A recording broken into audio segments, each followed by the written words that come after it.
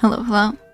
For the past few years, I've been meaning to make a video on the process of me creating a Halloween costume, and fallen short due to burnout or distractions. But this year, I was finally able to get to it. To start off, I had zero clue what to do, so I began with some smaller ideas I gathered up and lumped them together until I had a messy but complete concept. So come with me as I go through that process. Enjoy!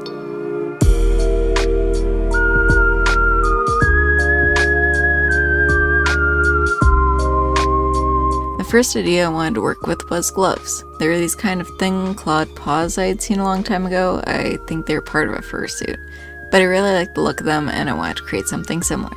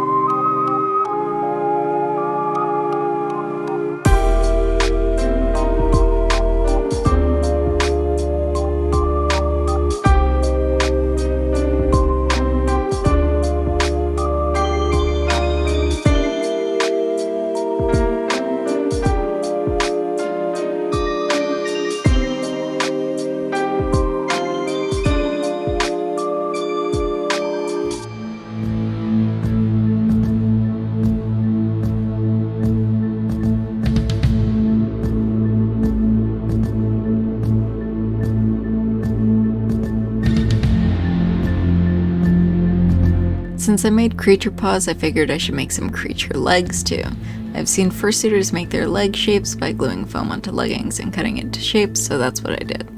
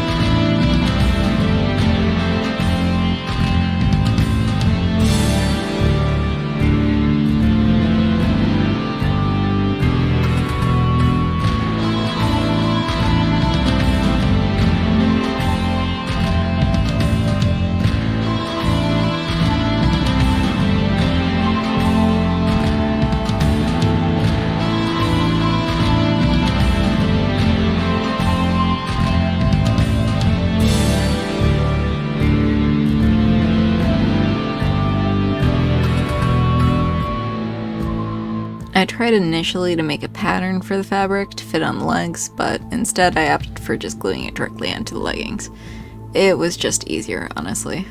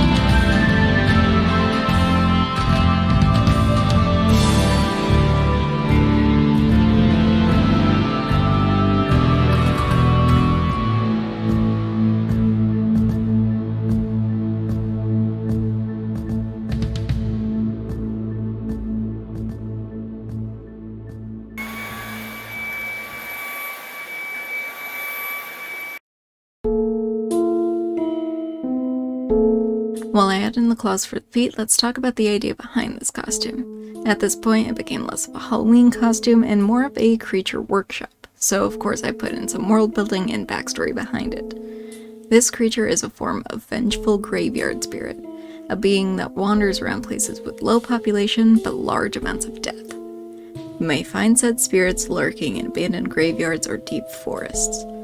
They are formed from several souls of those unable to pass. They continue to collect souls as they continue their existence.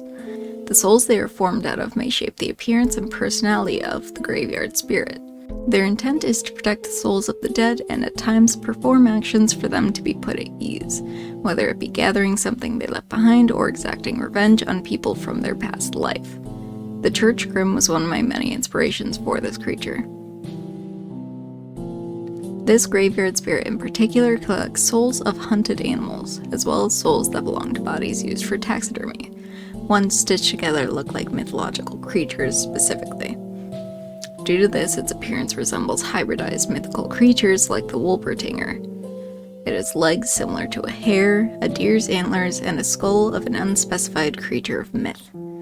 The spirit prowls forests and farmlands and attacks hunters and anyone else who dares to disturb its stomping grounds. Forest animals seem to feel drawn to the spirit and will seek protection from it if they find themselves hunted. And that's just the basic idea of this creature. Let's get back to crafting.